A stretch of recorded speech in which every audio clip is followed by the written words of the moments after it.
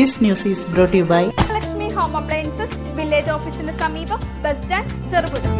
ഹിന്ദു ഐക്യവേദിയുടെ ആഭിമുഖ്യത്തിൽ വിവേകാനന്ദ നഗറിൽ നടന്ന ഹിന്ദു ഏകതാ സമ്മേളനം മുൻ DGP TP സെൻകുമാർ ഉദ്ഘാടനം ചെയ്തു. ചെയർമാൻ ചന്ദ്രശേഖരൻ നായർ ചടങ്ങിൽ അധ്യക്ഷത വഹിച്ചു. K. സജീവൻ ആറളം മുഖ്യപ്രഭാഷണവും ചീമേനി അവധൂത ആശ്രമത്തിലെ സ്വാമി സാധു വിനോദൻ അനുഗ്രഹ പ്രഭാഷണവും നടത്തി. സംഘാടക സമിതി കൺവീനർ രാജു ചുണ്ട ചടങ്ങിൽ സ്വാഗതം ആശംസിച്ചു. സഹരക്ഷാധികാരി സന്തോഷ് VK നന്ദി രേഖപ്പെടുത്തി. പ്രാദേശിക പ്രമുഖരും നിരവധി ഭക്തജനങ്ങളും സമ്മേളനത്തിൽ പങ്കെടുത്തു. ഹൈന്ദവൻ എന്ന വാക്ക് ഉപയോഗിക്കാൻ വേണ്ടി പലർക്കും സാധിക്കുന്നില്ല. അത് വർഗീയപരമായ ഒരു പരനാശമായി പോകും എന്ന ചിന്താഗതിയാണ്. ഹൈന്ദവൻ എപ്പോഴും ജാതിയുടെ പേരിൽ ഒന്നിക്കും. നായർ ഹിന്ദുവുണ്ട്, ഈഴവ ഹിന്ദുവുണ്ട്, പറയ ഹിന്ദുവുണ്ട്, പുലയ ഹിന്ദുവുണ്ട്, വെട്ടുവ ഹിന്ദുവുണ്ട്. അങ്ങനെ ഹിന്ദുക്കൾ പല തട്ടില് കിടക്കുകയാണ്.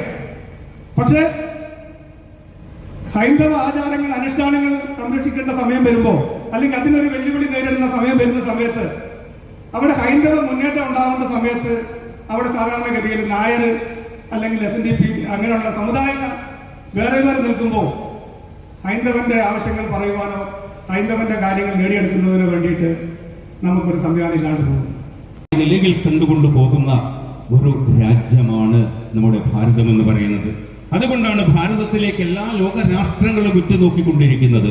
നമുക്കറിയാം, നമ്മൾ ഭാരതത്തെ മാത്രമല്ല ലോകത്തെ തന്നെ ഒന്നായി കണ്ടുകൊണ്ട് ലോകത്തിന് മുഴുവനും സുഖം ഭവിക്കണമെന്ന് പ്രാർത്ഥിച്ച ആചാര്യന്മാരുടെ രാജ്യമാണ് ഭാരതം.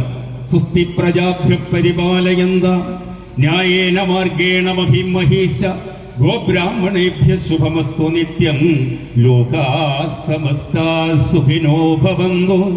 ലോകത്തെ മുഴുവനും ഒന്നായി കണ്ടുകൊണ്ട് ലോകത്തിലുള്ള സകല ചരാചരങ്ങൾക്കും സുഖമുണ്ടാവണമേ എന്ന് പ്രാർത്ഥിച്ച ആചാര്യന്മാരുടെ നാടാണ് ഭാരതം. വികാസത്തിലൂടെ രാഷ്ട്രവികാസം നടപ്പാക്കുക എന്നുള്ളതായിരുന്നു. കാരണം അതിനു മുമ്പുള്ള നൂറുകണക്കിന് വർഷങ്ങൾ എടുത്തു നോക്കിയാൽ ഭാരതത്തിന് പറ്റിയത് ആ വ്യക്തിവികാസം ഇടയ്ക്ക് വെച്ച് നിന്നുപോയതാണ്.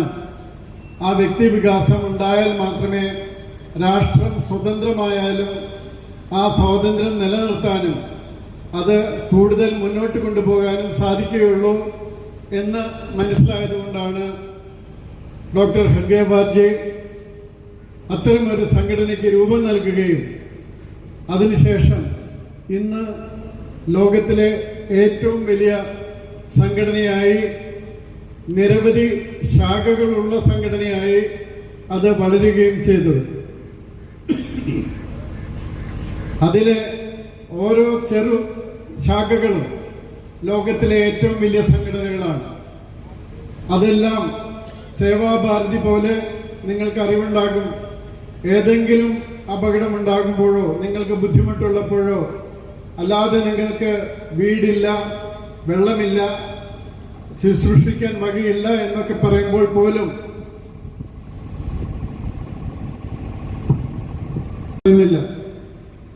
അപ്പൊ ഈ എങ്ങനെയാണ് ഒരു വ്യക്തി അയാളുടെ വികാസം ഉണ്ടാക്കുന്നത്? അത് നമ്മൾ ശാഖകളിൽ പോയി അവിടെ പഠിക്കുന്ന ഭാരതത്തിന്റെ സംസ്കാരം. അപ്പൊ അതിൽ പോകാത്തവർക്ക് പലർക്കും വ്യത്യസ്ത അഭിപ്രായം ഉണ്ടാകും. പക്ഷേ അതിൽ പോയ എല്ലാവർക്കും, പ്രത്യേകിച്ച് നിൽക്കുന്ന 2 ഫ്ലാഗുകൾ നമുക്ക് കാണാം. അവരൊക്കെ അതിൽ ഒരിക്കൽ പോയാൽ അവർക്ക് മനസ്സിലാകും. ഒന്ന് തിരിഞ്ഞു നോക്കിയാൽ മതി, ആരുടെ ഫ്ലാഗാണ് അവിടെ മുകളിൽ നിന്ന്. അപ്പം അത് അടയ്ക്കാമരമാണെന്ന് തോന്നുന്നു, അതിൻ്റെ തണ്ണാണെന്ന് തോന്നുന്നു. അതിൻ്റെ മുകളിൽ കെട്ടിയിരിക്കുന്ന 2 ഫ്ലാഗുകൾ, അതിൽ ഉള്ളവർക്കൊക്കെ 1-2 ദിവസം ആ ശാഖയിൽ പോകുകയാണെങ്കിൽ മനസ്സിലാകും അവിടെ എന്തൊക്കെയാണ് പഠിപ്പിക്കുന്നത് എന്ന്. അപ്പൊ അവരീ പറയുന്ന ഒരു തീവ്രവാദവും ഒരു മത തീവ്രവാദവും അവിടെ പഠിപ്പിക്കുന്നില്ല. അവിടെയെല്ലാം വ്യക്തികളെ എങ്ങനെ നന്നാക്കിയെടുക്കാം, മറ്റുള്ളവരുടെ സേവനത്തിന് എങ്ങനെ പ്രയോജനപ്പെടുത്താം എന്ന.